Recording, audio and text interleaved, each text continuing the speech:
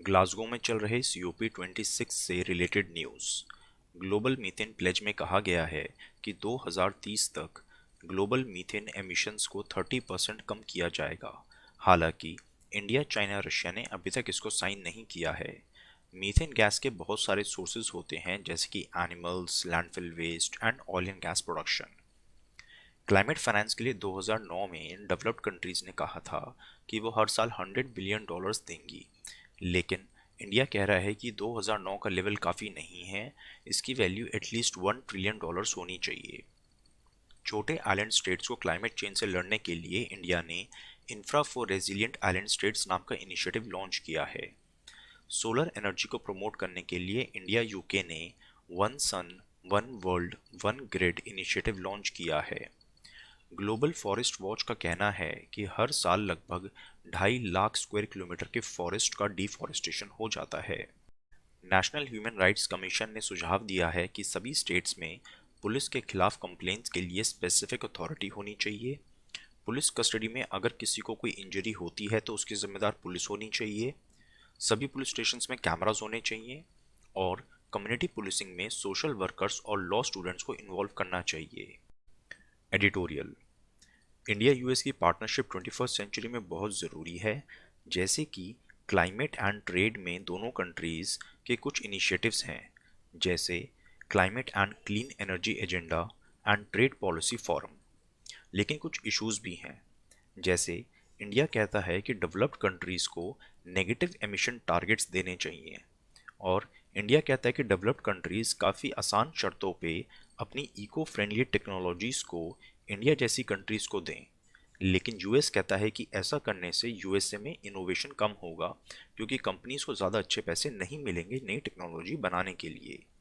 USA India जैसी countries से आए हुए इंपोर्ट्स पे एक्स्ट्रा टैक्स लगा सकता है, जिसको बोलते हैं कार्बन बॉर्डर एडजस्टमेंट मैकेनिज्म, ये कहते हुए कि डेवलपिंग कंट्रीज ज़्यादा पोल्यूशन क्रिएट करती हैं किसी सामान की मैन्युफैक्चरिंग में, और दोनों ही कंट्रीज में आजकल प्रोटेक्शनिस्ट टेंडेंसीज बढ़ रही हैं।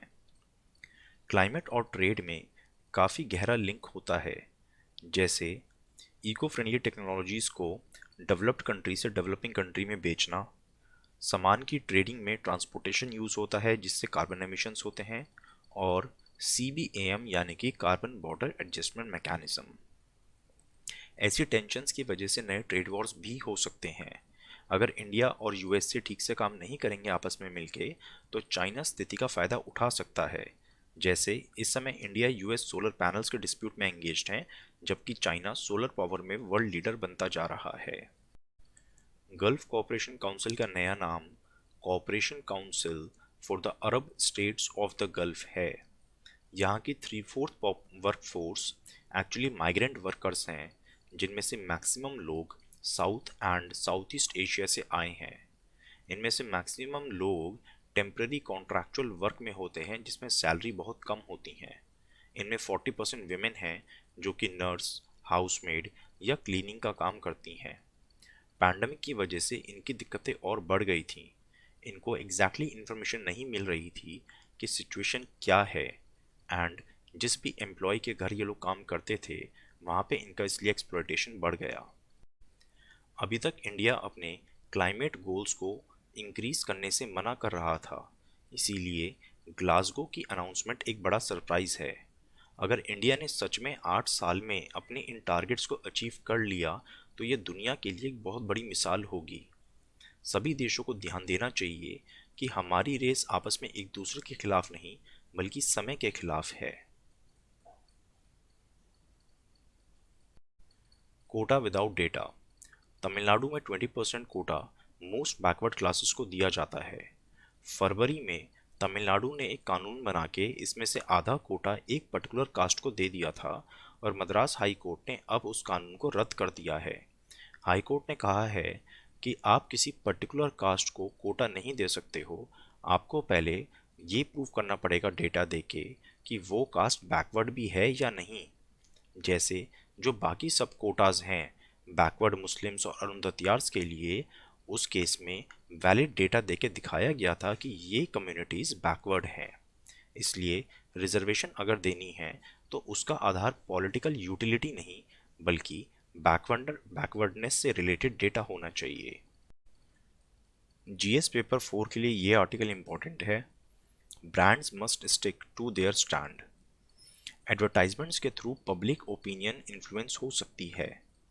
पब्लिक ओपिनियन को इन्फ्लुएंस होने से रोकने के लिए पब्लिक दो तरह से रिएक्ट कर सकती है। Launching a coordinated campaign. Brands ad के थ्रू कैंपेन चलाते हैं तो फिर लोग भी सोशल मीडिया के थ्रू कैंपेन चला सकते हैं। जैसे Coca Cola Pepsi soft drink के फायदे गिनवाती हैं तो लोग इनके नुकसान गिनवाते हैं। Launching a boycott campaign. इसमें यह कहा जाता है कि ब्रांड्स हमारी रिलीजियस सेंटिमेंट्स को हर्ट कर रहे हैं, इसलिए हमें पूरा अधिकार है उनके बॉयकॉट के लिए कैंपेन चलाना। जैसे तनिष्क के ऐड ने दिखाया कि एक मुस्लिम फैमिली हिंदू रिचुअल्स को अडॉप्ट कर रही थी, तो लोगों ने इसको बॉयकॉट किया। कंपनीज और बॉयकॉट कैंपेन्स में फ़र्क क्या है? कंपनीज पॉजिटिव नैरेटिव फैलाती हैं, जैसे हमें सबको साथ आना चाहिए। बॉयकॉट कैंपेन्स नेगेटिव नैरेटिव चलाते हैं, जैसे कि हेट एंड बॉयकॉट। कंपनीज का मेन एम अपने प्रोडक्ट्स को सेल करना होता है, वो किसी को फोर्स नहीं करते हैं। लेकिन बॉयकॉट कैंपेन्स अपनी विचारधारा को कंपनीज और बाकी लोगों पे ज़बरदस्ती थोपते हैं और बात ना मानने पे वायलेंस की धमकी देते हैं। कभी कभी इसका रीज़न मिसकम्युनिकेशन भी हो जाता है। जैसे जोमेटो ने अपने ऐड के थ्रू दिखाना चाहा कि ऋतिक रोशन और कैटरीना कैफ जैसे बड़े फिल्म स्टार्स भी एक आम डिलीवरी गाय को अप्रिशिएट कर रहे हैं और डिलीवरी गाइस के लिए सारे कस्टमर्स इक्वल हैं। लेकिन लोगों ने इस ऐड को देखते हुए भी जोमेटो को बॉयकॉट करना शुरू कर दिया। कंपनी हो या पब्लिक, सबको राइट है कि वो अपनी बात को आगे रखे, ना कि दूसरों को धमकी दें। कंपनीज अगर ऐसे ही अपने एड्स विड्रॉ करती रही तो बॉयकॉट कैंपेन्स की संख्या और बढ़ जाएगी। सरकार को उन लोगों के खिलाफ एक्शन लेना चाहिए जो सोसाइटी के डिविजन्स को और इंक्रीज करते हैं। मार्च में सेंट्रल गवर्नमेंट ने कहा था कि मनरेगा की पेमेंट कास्ट के हिसाब से प्रोसेस करी जाएगी, लेकिन इसकी वजह से SC ST की पेमेंट्स तो जल्दी प्रोसेस हो जाती थी और बाकियों की पेमेंट्स में थोड़ा डिले हो जाता था। अब सरकार ने इस सिस्टम को ख़त्म कर दिया है। इम्पॉर्टेंट न्यूज़ को डिटेल में समझने के लिए संडे को वीकली बुकलेट आएगी और मंथली मैगजीन का कोर्स 2 दिसंबर से शुरू होगा। GS2 एंड GS3 का कोर्स चल रहा है, उसकी डिटेल्स वेबसाइट पे अवेलेबल हैं।